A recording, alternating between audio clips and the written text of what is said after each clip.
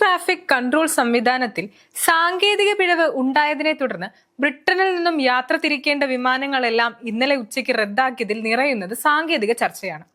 Heathrow, Gatwick, Manchester, Edinburgh, Birmingham തുടങ്ങിയ പ്രധാന വിമാനത്താവളങ്ങളിലെല്ലാം തന്നെ വിമാനങ്ങൾ റദ്ദ് ചെയ്തപ്പോൾ ആയിരക്കണക്കിന് യാത്രക്കാരാണ് വളഞ്ഞത്. NATA സാൻവിക് എയർ ട്രാഫിക് കൺട്രോൾ സെന്ററിലെ സാങ്കേതിക പ്രശ്നങ്ങളായിരുന്നു ഇതിന് കാരണമായത്. വിമാനങ്ങൾ റദ്ദാക്കിയതോടെ വേനൽ അവധിക്ക് യാത്ര തിരിച്ചവർ രോക്ഷാകുലരായി സമൂഹ മാധ്യമങ്ങളിലെത്തി.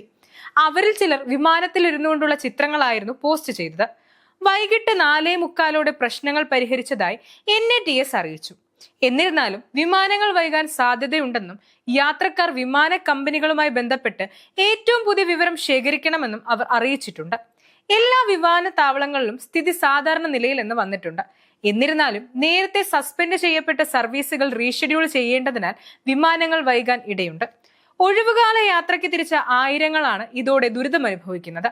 ഈ സാങ്കേതിക പിഴവിന് പിന്നിൽ വിദേശകരങ്ങളോ ഹാക്കർമാരോ ഉണ്ടെന്ന വാദം പക്ഷേ NATS നിഷേധിച്ചിട്ടില്ല. റഡാർ സംബന്ധിച്ച പിഴവായിരുന്നു അതെന്നും ബാക്കപ്പ് സിസ്റ്റത്തിലേക്ക് മാറ്റി അത് പെട്ടെന്ന് തന്നെ പരിഹരിക്കാനായെന്നും അവർ പറയുന്നു. എന്നാൽ ഈ പിഴവ് പരിഹരിക്കുന്നതിനിടയിൽ UK-യിൽ നിന്നുള്ള 150 വിമാന സർവീസുകളാണ് റദ്ദാക്കപ്പെട്ടത്. ആയിരക്കണക്കിന് യാത്രക്കാരാണ് 5 മണിക്കൂറോളം UK-യിലെ പല വിമാനത്താവളങ്ങളുമായി കുടുങ്ങിപ്പോയത്. മാസങ്ങളോളം ആസൂത്രണം ചെയ്ത വിനോദയാത്രകൾ തടസ്സപ്പെട്ടതിൽ ഏറെ രോക്ഷാകുലരായി യാത്രക്കാർ.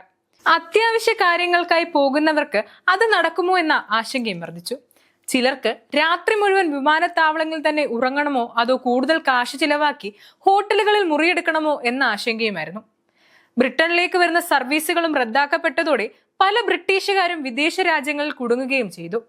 പലരും കുട്ടികളും കുടുംബവുമായാണ് വിദേശ സന്ദർശനത്തിന് പോയിരുന്നത്.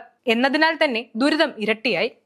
വിമാന കമ്പനികൾ താമസ സൗകര്യം ഒരുക്കാത്തതിനാൽ പലർക്കും വിമാനത്താവളങ്ങളിൽ തന്നെ രാത്രി മുഴുവൻ ചിലവഴിക്കേണ്ടതായി വന്നു. അതിനിടെ NATS chief executive Martin Rolfe രാജിവെക്കണമെന്ന ആവശ്യവുമായി Ryanair chief operating officer Neil McMahon രംഗത്തെത്തി. പല യാത്രക്കാരും ഈ അഭിപ്രായത്തോട് യോജിപ്പ് പ്രകടിപ്പിക്കുകയും ചെയ്തിട്ടുണ്ട്.